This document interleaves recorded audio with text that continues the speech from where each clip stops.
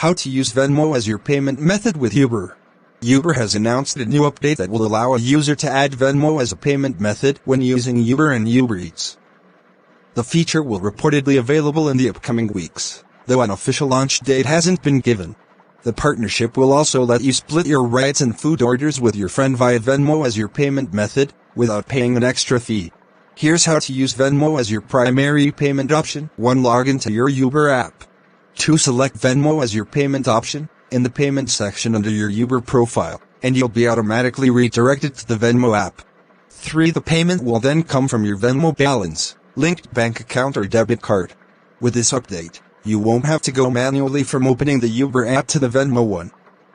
Uber will automatically redirect you to the Venmo app, making the process slightly more seamless. The splitting fare fee method that has been in place all along will still be available for those without Venmo, but you will be charged 25 cents per transaction.